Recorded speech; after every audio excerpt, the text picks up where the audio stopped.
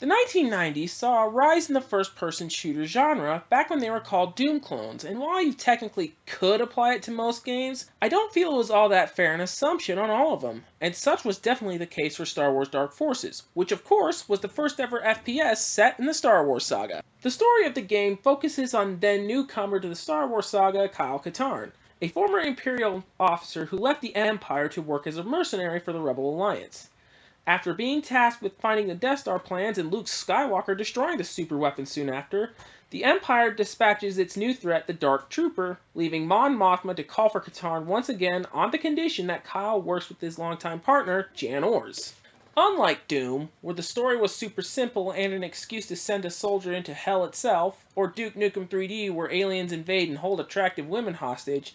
Dark Forces has a bit more of a complex plot, at least by comparison, in that you see not only Katarn interact with various characters like his partner Jan, Mon Mothma, Jabba the Hutt, you'll also see Darth Vader plotting with his Imperial officers, and it's a decent enough story to get you through the game at that, so no complaints here. The game, as said before, is an FPS set in the Star Wars saga, and of course, there are many weapons to play around with. Some are very common to the saga, like the E11 blaster rifle used by stormtroopers and thermal detonators, but LucasArts also got creative and made some new weapons like Katarn's signature Briar blaster pistol. Others include a Packard mortar launcher, an Imperial repeater, the Stalker concussion rifle, even the assault cannon used by the Dark Troopers, and a couple others. Although in the 90s, most early first-person shooters at the time was a traverse through a maze, find keys, and shoot enemies until you get through the end sort of game. While Dark Forces has quite a bit of those missions, it also has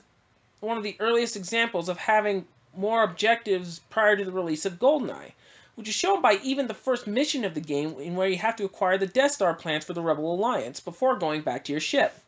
Though unlike, say, Doom and Duke 3D, where you go to the end of the mission and it will instantly take you to the next mission after the score roundup, the game asks you to hit the escape button once you complete the mission, which is slightly off-putting at first, but you get used to it and hardly notice. Visually, and it seems odd given the era of 3D graphics we are in now, the sprite-based visuals of LucasArts' own Jedi engine kind of hold up. Sadly, it's not a sort of remaster like, say, the two Duke remasters like Megaton and 20th Anniversary World Tour as it is the DOS original, but you can still get the feel of the original Star Wars movies. Even the cutscenes, which show their age granted with their image quality and animation, still don't exactly take you out of the story as the art around them is well drawn. In fact, not including the graphics, the Jedi engine allowed for more actions you couldn't even do in Doom, like look up and down, crouching, and jumping. In the sound department, you have mostly new tracks that merge well with new variations of the classic John Williams soundtrack. Mileage may vary on what version of music you would listen to, as my version on Steam uses Sound Blaster, which can get pretty grating over time depending on the track, but that's just really me. Otherwise, voices and even stock Star Wars sound of the weapons sound great. Now, what doesn't hold up well are some of the controls. When you move around and shoot, it works as fine as any other FPS, but when you have to look up and down, I had to use the keys on the numeric pad, which can be cumbersome if you need to do it during high action moments.